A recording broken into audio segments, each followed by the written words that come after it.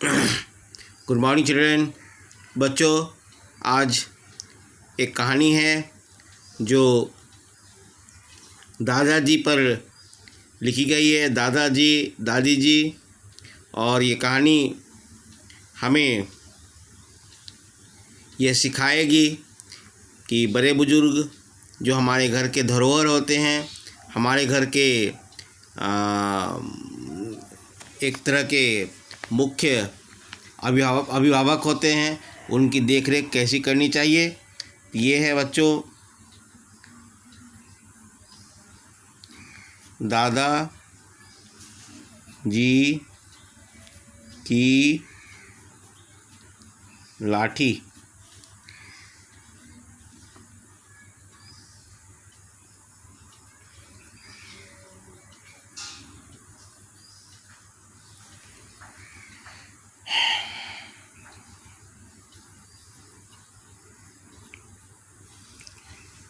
बच्चों,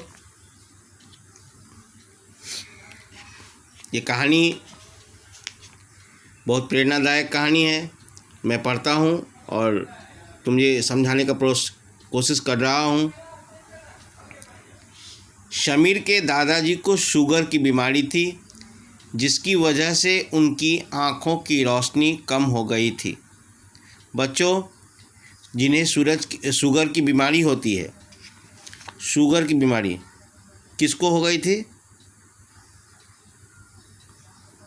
दो में आ की मात्रा, दो में आ की मात्रा दादा, जौ में बड़ाई की मात्रा जी। और ये किसके दादा थे? तो समीर के। सौ मौ में बड़ाई की मात्रा र, समीर। और क्या बीमारी हो गया था? बौ में बड़ाई की मात्रा, मौ में आग की मात्रा, रौ में बड़ाई की मात्रा।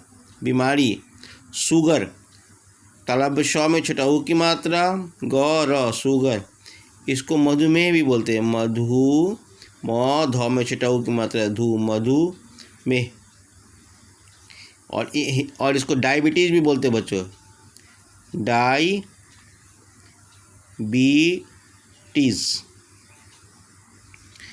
बच्चों, इस बीमारी का एक असर क्या होता है कि आ ऊपर चंद बिंदु, ख आँख, क में बड़ाई की मात्रा की,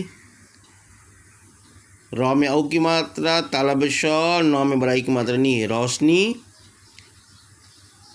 ख तौमो संजू खत्म, ह में ओ की मात्रा, नौ में ए की मात्रा होने, ल ग तौ में बड़ाई लगती है।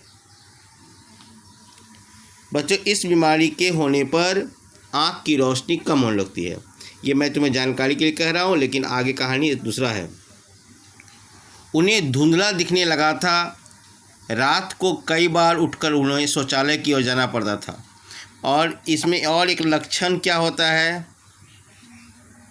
लक्षण, शुगर वाले पेशेंट को पेशाब बार बार लगता है। पेशाब लगना,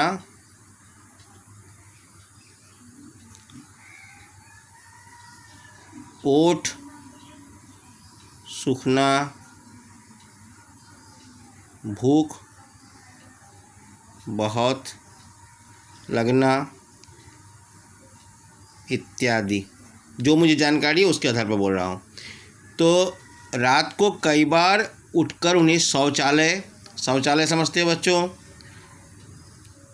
सौ में औ की मात्रा, चौ में आग की मात्रा, सौ, चौ में आग की मात्रा चा, ल य, शौचालय।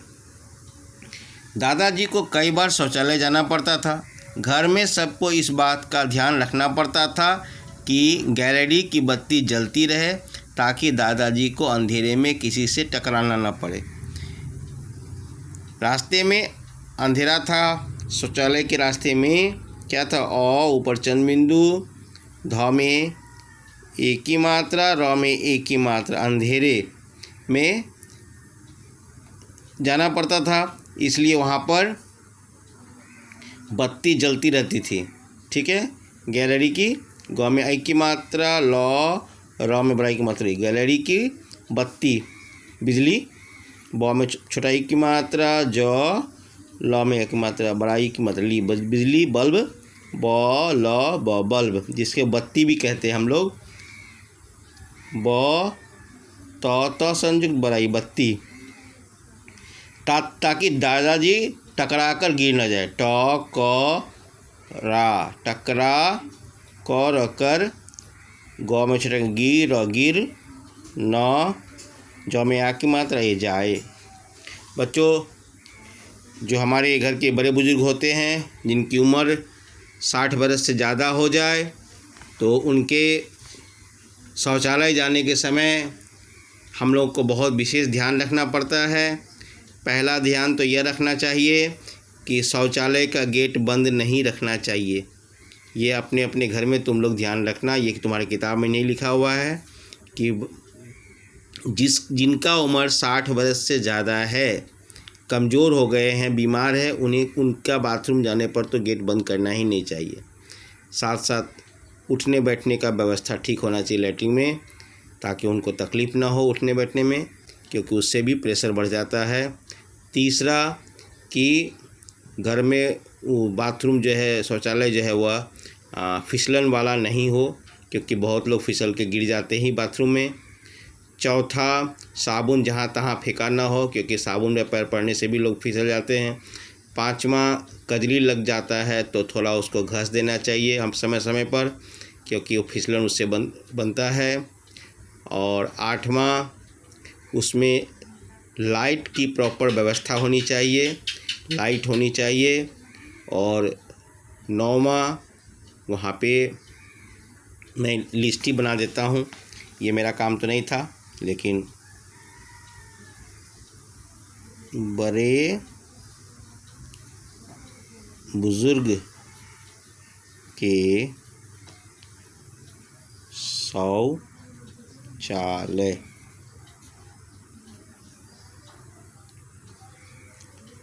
नंबर 1, सावधानियाँ। शौचालय की सावधानियाँ।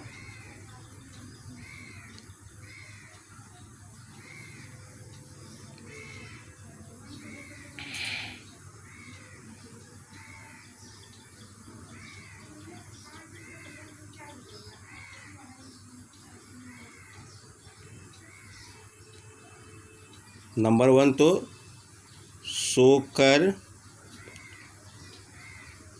उठने पर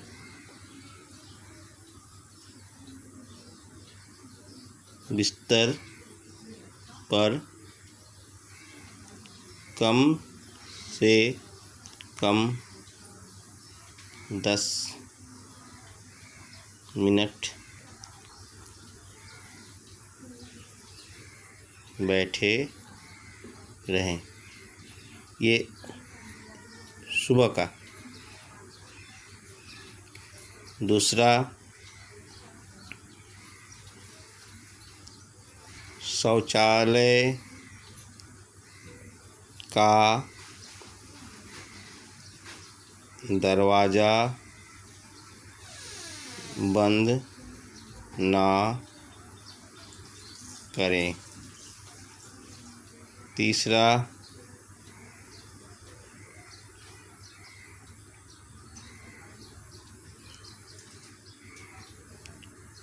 शौचालय में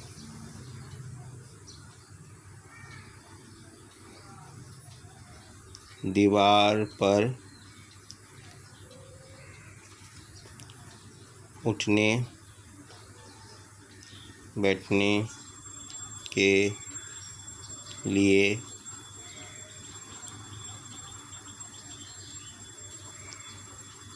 लोहे के हैंडल लगा दें। चौथा,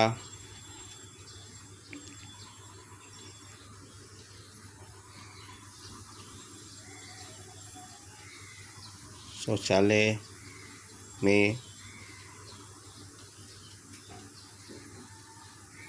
फिसलन ना हो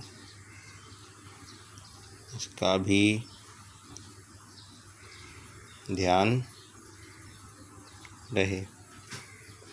5वां,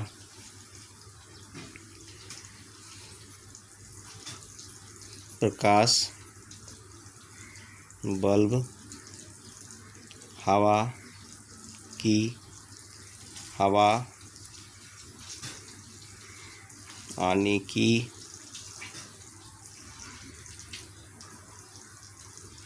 समुचित व्यवस्था हो। 6, बड़े बुजुर्ग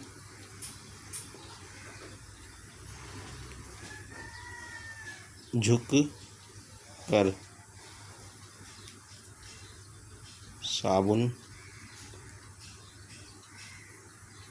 पानी ना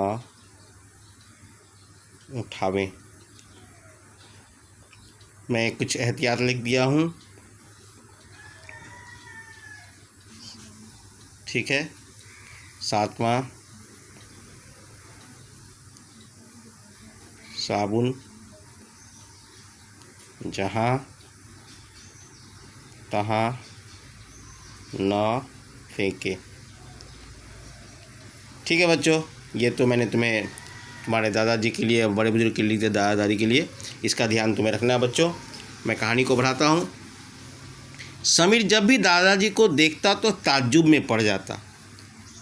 कसरती बदन के दादाजी को देखने पर क्या होता, वो ताज्जुब में पड़ जाता। क्यों? ताज्जुब मतलब आश्चर्य में, ताजुब। तो हमें यहाँ की मात्रा जौ संयुक्त छोटा ऊ ब, ताजुब मतलब आश्चर्य। क्या हो जाता है उसे? आश्चर्य हो जाता। क्योंकि दादाजी कसरती बदन वाले व्यक्ति थे, कसरत करते थे। क स र त यानी हट्ठा खट्टा थे। क्या थे वो? हट्ठा खट्टा। समझ रहे बच्चों? हट्ठा कट्टा मतलब मजबूत व्यक्ति थे। दादाजी कमज़ोर और दुबले हो गए। लेकिन अब कैसे हो गए दादाजी? क म ज में ओ की मात्रा र, कमज़ोर और दुबले भी हो गए। दो में छटाऊ की मात्रा ब।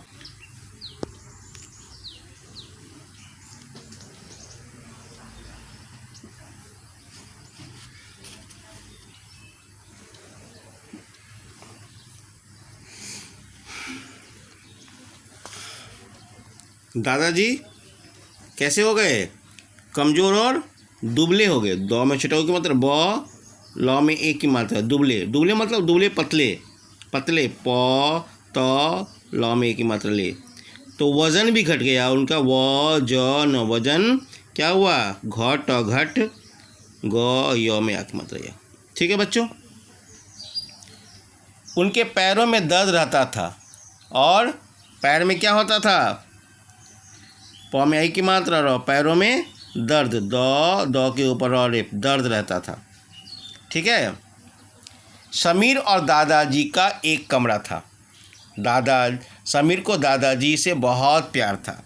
बच्चों, समीर और उसके दादाजी एक दूसरे के साथ ही रहते थे, एक ही रूम में रहते थे।